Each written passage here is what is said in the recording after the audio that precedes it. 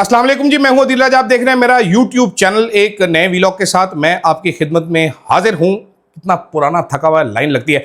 Subscribe जरूर करना है, आपने फीडबैक जरूर देना है यार। 3 बड़े इंटरेस्टिंग टॉपिक्स है, उसमें मैंने बात करनी। एक तो अंसार अब्बासी साहब ने आज एक स्टोरी लिखी है। उन्होंने लिखा है कि शहबाज शरीफ भिड़ गए चीनी माफिया के साथ, जंग कर दी, चीनी माफिया की नासों में उंगलियां तुन दी और खड़े हो गए वो चीनी माफिया के साथ। मतलब अंसार अब्बासी साहब, चिट्टी आपकी दाढ़ी है। हर टाइम आयते शायते हमें बताते हैं मजहब के बारे में, झूठ बोलते हैं। चीनी माफिया क्यों चीनी माफिया के साथ लड़ेगा? खैर, इस पर बात करेंगे। साथ कुछ इंकशाफात आपको करूंगा पाकिस्तान में गधों की सनत के हवाले से। खोते जो होते हैं, खोता is a very good animal. खोता खाते भी हैं लोग आजकल, खोता खिला दिया जाता है। मैंने पिछली जुमेरात को चपली कबाब खाया था इस्लामाबाद से ही, तो मुझे बार बार ये एहसास हो रहा है कि वो खोते के गोश्त का है और मेरे में खोते जैसी कुछ हरकत आ ना जाए। साथ कल से हमें जनाब हमारे दानिश्वर, हमारा मीडिया में बता रहे इंडियन पार्लियामेंट की डिबेट सुने, देखिए उन्होंने ये कर दिया, उन्होंने वो कर दिया। इन 3 चीज़ों में मैंने बात करनी है। सबसे पहले तो जनाबे वाला अंसार अब्बासी साहब का कॉलम मैंने अब सारा लिख के रखा है। उन्होंने मुनाफकत जो की है, ये वही अंसार अब्बासी साहब है जनाबे वाला, जो कि शरीफ ख़ानदान की हर किस्म की करप्शन को हलाल समझते हैं। गोबर को हमें हलवा खाने का मशवरा देते रहते हैं। शहबाज शरीफ की ईमानदारी का प्रचार करते हैं, तारीफ़ें करते हैं। कभी शहबाज स्पीडें लेके आते हैं, कभी क्या बताते हैं, हमें क्या बताते हैं। ये वो शहबाज शरीफ साहब है जो डॉक्टर रिजवान का जिक्र नहीं करते, FIA केस का जिक्र नहीं करते। शहबाज शरीफ साहब पहली बार वज़ीर आज़म जब बने, उससे अगले दिन उनकी मनी लॉन्ड्रिंग के केस में कन्विक्शन थी। वो मनी लॉन्ड्रिंग चीनी की स्मगलिंग और चीनी के जुए से हासिल किए हुए पैसों के मुतालिक थी। 25 अरब रुपए का मनी लॉन्ड्रिंग का केस था ये। शहबाज शरीफ, हमजा शहबाज, सुलेमान शहबाज पर FIA ने 25 अरब रुपए के मनी लॉन्ड्रिंग का केस बनाया था। डॉक्टर रिजवान इस केस के तफ्तीशी अफसर थे। राना सनाउल्लाह साहब इस केस में लगाए गए। जनाब इंटीरियर मिनिस्टर शहबाज शरीफ साहब ने ओथ ले लिया। सिकंदर जुल्करनैन जो थे वो प्रोसिक्यूटर थे, उनको रात को फ़ोन आया कि सुबह अदालत में पेश होने की ज़रूरत नहीं है, और फिर चुटकियों में ऐसे 25 अरब रुपए की मनी लॉन्ड्रिंग के मुलजिम को वज़ीर आज़म बनाया गया। डॉक्टर रिजवान अपनी जान से गए। मैं वो शख्स था जिससे डॉक्टर रिजवान ने राब्ता किया था जब राना सनाउल्लाह साहब आ गए थे, सारे आ गए थे। उन्होंने कहा था यार ये लोग मुझे जान से मार देंगे और अगर मुझे कुछ हो गया तो मेरे बेटे को आपने ज़रूर बताना है। मैंने डॉक्टर रिजवान साहब के बेटे ने एक दफ़ा मेरे से बात की थी, मैंने उनको जो पैगाम था वो ज़रूर दे दिया था डॉक्टर रिजवान का। वही डॉक्टर रिजवान थे जिनके बारे में कहा जाता था कि अरशद शरीफ को उन्होंने कुछ फाइलें दी, कुछ ये दिए। मैंने रिकॉर्ड कई दफ़ा क्लियर किया कि नहीं दी। डॉक्टर रिजवान अरशद साहब को नहीं जानते थे मेरे, अलबत्ता वो बहुत अच्छे दोस्त थे। वो जानते थे मतलब अरशद साहब को, लेकिन वो दोस्त नहीं थे मेरे, अलबत्ता वो बहुत ज़्यादा अच्छे दोस्त थे। और जिन मिस्टीरियस सर्कमस्टांसेस में उनकी जान गई वो बड़ा सवालिया निशान है। बड़ी जान मारी थी उन्हें डॉक्टर रिजवान साहब ने, ठीक है। अब जो डॉक्टर रिजवान साहब ने केस बनाए थे, इसमें सलमान शहबाज साहब मुल्क से फ़रार होकर बरतानिया चले गए थे, ठीक है, भाग गए थे। शहबाज शरीफ साहब की कमर में जंग हो गया था। मिफ्ता इस्माइल साहब ने क्या इंकशाफात किए ये भी सुन लें। मिफ्ता इस्माइल साहब ने कहा कि शहबाज शरीफ ने शक्कर एक्सपोर्ट की इजाज़त नहीं दी, लेकिन मौजूदा हुकूमत ने दुगने एक्सपोर्ट की इजाज़त दे दी जी। कैसे दी गई? ये कीमत बढ़ाने का मंसूबा था।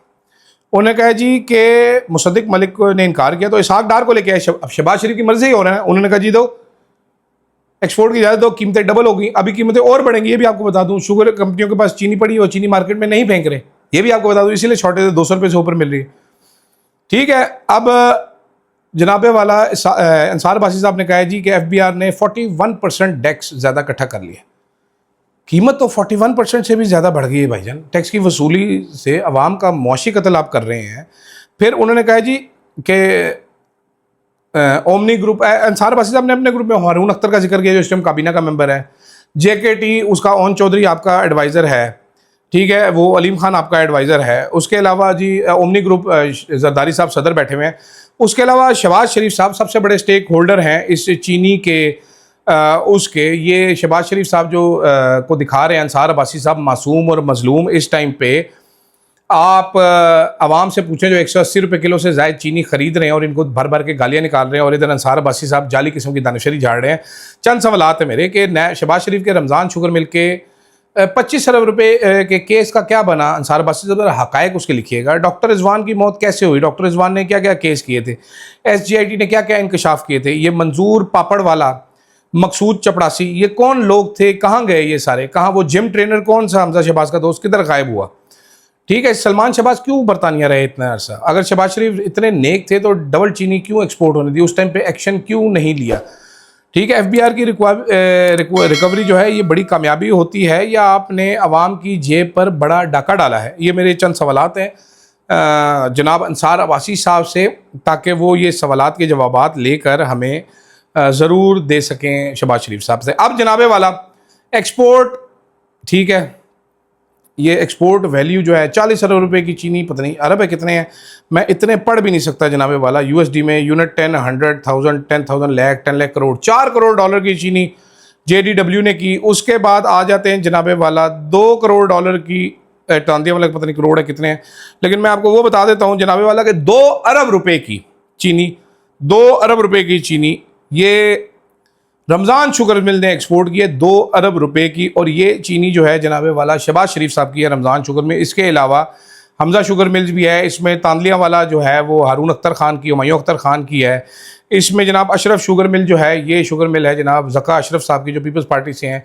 JDW शुगर मिल पहले नंबर पर है, जहांगीर तरीन की है। JK शुगर मिल्स भी हैं, इसमें इत्तेहाद शुगर मिल भी है, इनके ख़ानदान की है। RYK खुसरो बख्तियार की है, ठीक है। मदीना शुगर मिल जी 92 के चैनल मिल मालिकान उनकी हैं। इसके अलावा और भी हैं, काफ़ी ज़्यादा सारी हैं। दरिया मरिया सब ने इस बहती गंगा में हाथ धोए हैं। तो जनाबे वाला ज़रा अंसार अब्बासी साहब कुछ सवालों के जवाब तो ले दें। आंखों में तो मेरे भी बड़े बड़े आंसू आ गए थे कि जनाब ये कितने ज़बरदस्त आदमी है शहबाज शरीफ साहब, कितनी बड़ी टक्कर ले ली है इन्होंने, उफ भगवान। अच्छा आगे चलते हैं जनाबे वाला। गधे का गोश्त, खोते के गोश्त का स्कैंडल थमने का नाम नहीं ले रहा। चंद इंकशाफात, ये जनाब हकायक पर मबनी जनाब अदीब यूसुफजई ने कुछ रिसर्च किया। मैं कुछ रिसर्च कर रहा था, कलेक्ट कर रहा था, क्योंकि मुझे किसी साहब ने बताया, कल एक कारोबारी आदमी थे, उन्होंने बताया कि चाइनीज़ ने मेरे से रब्ता किया था, मेरे पास कुछ ज़मीन है, उन्होंने कहा था जी आइडियल है गधे अगर आप पालें और हमें फ़रोख्त करें गधे खोते, तो हम आपसे डील करना चाहते हैं। तो उन्होंने कहा कि यार मैंने इसमें नहीं डाला क्योंकि मुझे ना ये ज़रा थोड़ा कॉम्प्लिकेटेड लग रहा था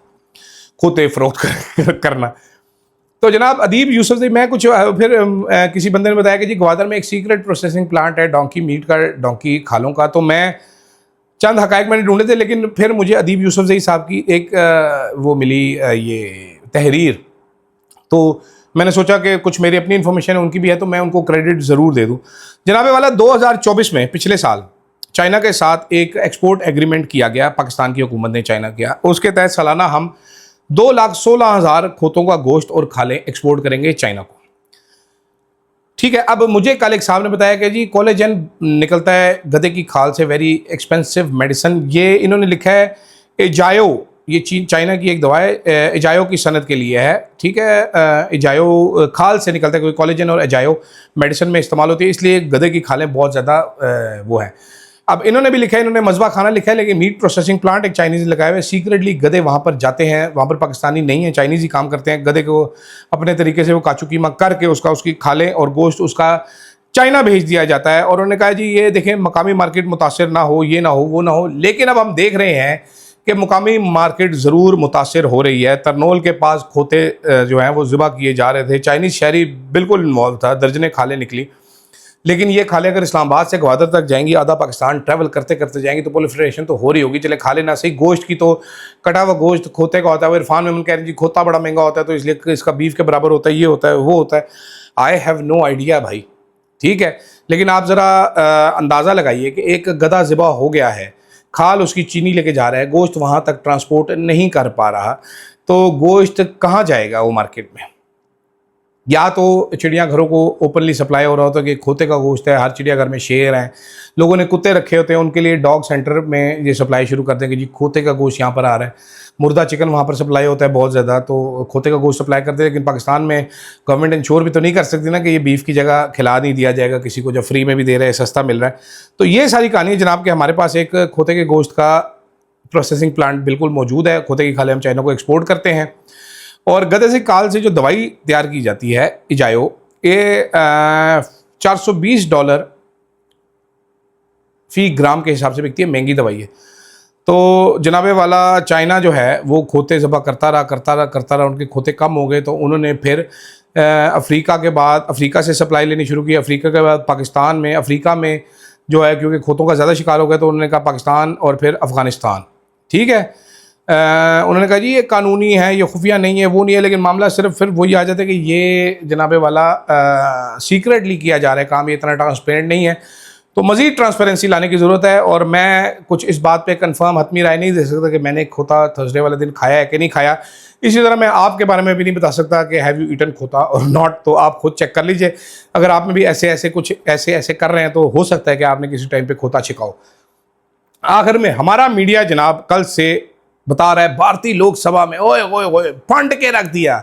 एक खड़ा हुआ, उसने बताया कि जहाज की पूछल का नंबर ये था। मोदी ने 100 मिनट तकरीर की, 100 मिनट में 10 दफ़ा उसने ये कहा, जवाब नहीं दे सका, ये नहीं दे सका, वो नहीं दे सका। बड़ी अच्छी बात है, पाकिस्तानियों को पहली बार मीडिया को भी पता चला कि पार्लियामेंट में डिबेटें कैसे होती हैं। आप तो जनाब तकरीर नहीं कट कर सकते पार्लियामेंट की, बल्कि आप क्या, हमारा पार्लियामेंट नहीं पार्लियामेंटेरियंस की तकरीर कट कर सका। तो बराए मेहरबानी, जब मोदी के गोडे पकड़े हैं, भारत की जय जयकार अब हमें करके सुना रहे हैं कि भारत में तकरीर में ये हुआ, फटे चक दिए। यहाँ पर तकरीरें सुन लीजिएगा कभी कैसी कैसी होती हैं जो कि आप चला नहीं सकते। तो मेहरबानी करके जो काम आप खुद नहीं कर सकते, इंडिया का भाषण दिखा के हमें ऐवी बेवकूफ़ मत बनाएं। ये हमारी तौहीन है, ये पाकिस्तानी कौम की तौहीन है इस तरह की हरकतें करना है। मेहरबानी करें, आप समझ रहे हैं मैं आपको क्या कहना चाह रहा हूँ, मुझे मालूम है आप ये क्यों चला रहे हैं कल से, लेकिन ना अवाम को इतना बेवकूफ़ समझे। अवाम खोते खा ज़रूर लेते हैं लेकिन अवाम खोते नहीं हैं, ठीक है। तो भारतीय पार्लियामान की तारीफ़ें करने से फुर्सत मिले तो पाकिस्तानी पार्लियामान पे सवाल ज़रूर उठाइएगा, जो कि एक डिबेटिंग क्लब भी नहीं रहा, जो कि स्पीकर जिसको कंट्रोल नहीं कर सकता, स्पीकर की इतनी औकात नहीं है कि वो इसको कंट्रोल कर सके। खैर, फिलहाल के लिए इतना ही। फीडबैक ज़रूर दीजिएगा। अल्लाह हाफ़िज़।